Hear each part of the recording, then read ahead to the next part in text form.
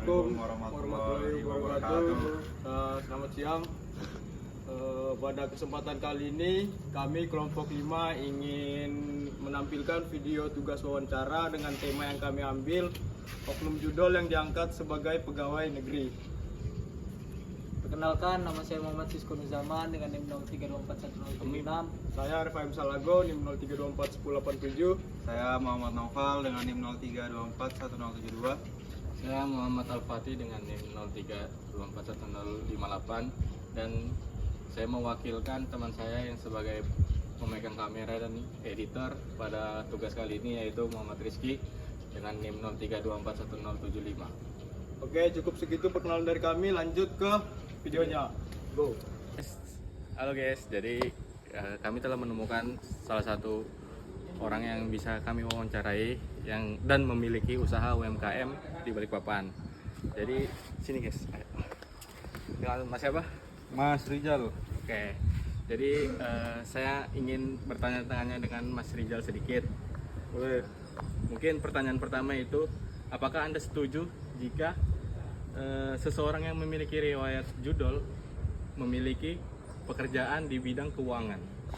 Jawaban saya tidak setuju, karena dari sudut pandang saya, orang yang udah kecanduan judol jika diberikan sebuah jabatan di keuangan akan mengakibatkan fatal, dimana karena ketika uangnya dia udah habis dipakai judol, dia pusing cari uang di mana, nanti uang keuangan yang di perusahaan itu bakal dipakainya buat judol.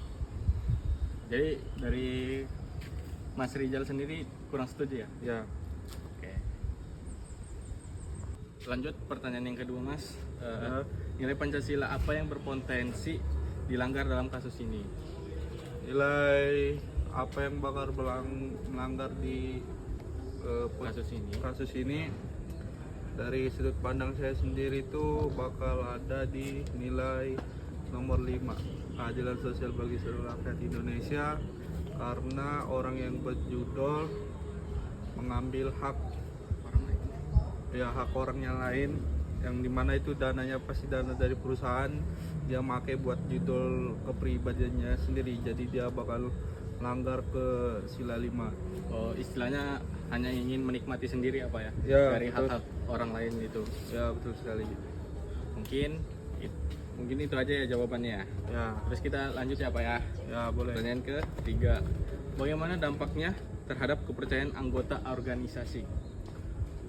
Dampaknya itu yang pertama, orang tuh bakal cenderung nggak bakal percaya sama kamu, karena kamu dari track recordnya sendiri kamu udah buruk sebagai pemain judol, apalagi udah judolnya kecanduan akut, jadi tingkat kepercayaan ke kamu menurun. Nah, terus yang kedua itu kamu itu bakal diasingkan lah, karena kita tahu sendiri orang-orang yang berjudol itu dijauhin karena memiliki dampak buruk bagi lingkungan sekitar, membawa aura negatif. Oke. Itu aja sih. Mungkin pertanyaan selanjutnya itu, bagaimana cara menumbuhkan sifat anti korupsi pada era sekarang dan di lingkungan sekitar? Kalau dari sudut pandang saya sendiri, untuk menimbulkan sifat anti korupsi itu kita mulai dari lingkungan yang kecil dulu, dari diri kita sendiri, bagaimana kita memiliki sebuah prinsip dalam kehidupan yang kita bakal jalani. Jadi pada dasarnya balik lagi ke orangnya. Kalau kalian ingin menjadi orang yang jujur hingga akhir hayat, maka peganglah prinsip itu. Kalau kamu orangnya ya menikmati duniawi, ya siap-siap hancur di akhir. Itu aja sih dari sudut pandang saya. Mungkin pertanyaan terakhir nih untuk Mas Rizal. Boleh. Apakah hukum di Indonesia ini sudah sangat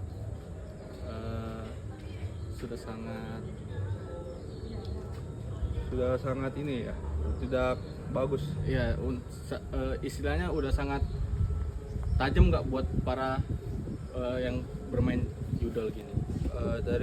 Dari pandangan saya sendiri sih, untuk hukum Indonesia pada kaitan dengan judol tuh masih kurang, karena websitenya itu masih ada dan pemerintah sendiri bagian yang memegang komunikasi internet itu kurang melakukan kewajibannya lah. Jadi ya itulah celah bagi rakyat yang sering main judol. Oke, mungkin itu saja. Terima kasih atas pernyataannya dari Pak Rizal. Ya, boleh. Saya Terima mengucapkan kasih. terima kasih. Mungkin itu saja dari topik judol. Baik, kali ini saya sudah menemukan mahasiswa yang ingin saya tanyakan tanggapannya mengenai judol yang kerap terjadi di lingkungan kampus ITK. Let's go. Bang, dengan siapa? Nama saya Muhammad Sisko Nuzaman. Saya Refaim Salago.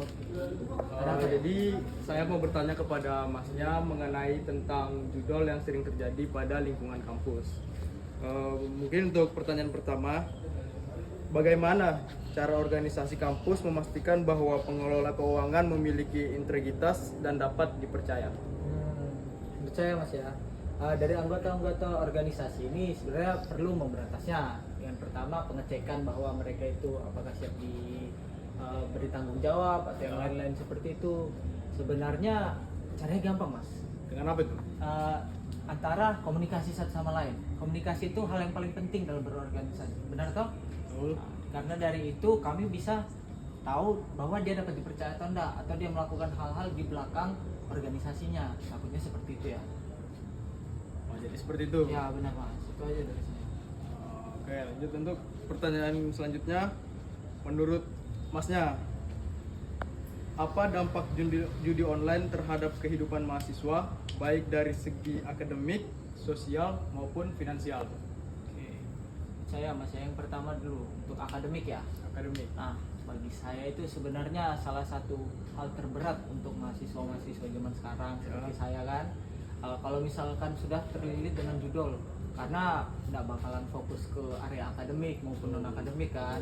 Mereka sibuk untuk ya istilahnya mencari lah untuk duitnya itu, karena mereka sudah diberi uang lalu mereka judikan lagi, itu kan belum tentu akan kembali ke mereka kan. Mereka bakalan rugi.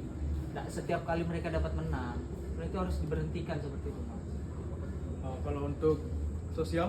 Untuk sosial sebenarnya mereka itu merugikan sekali sih dalam dampak sosial, karena kalau memang dia mencari uang melewati judol kan, dan teman-temannya akan tambah menjauh karena diketahui bahwa orang ini bukan orang yang baik karena dia melakukan judi online gitu Mas. Kalau untuk dampak finansial? Finansial sebenarnya sudah terlihat sih dari awal judi online itu kan, karena mereka menghabiskan uang mereka sendiri untuk kepentingan diri sendiri dengan cara yang tidak benar dan tidak pasti Mas, begitu. Mereka akan hancur. Baik Mas. Untuk pertanyaan selanjutnya, apakah edukasi mengenai bahaya judi online dan anti korupsi perlu ditingkatkan di lingkungan kampus? Dan jika iya, mengapa? Menurut saya ya, itu sangat dibutuhkan.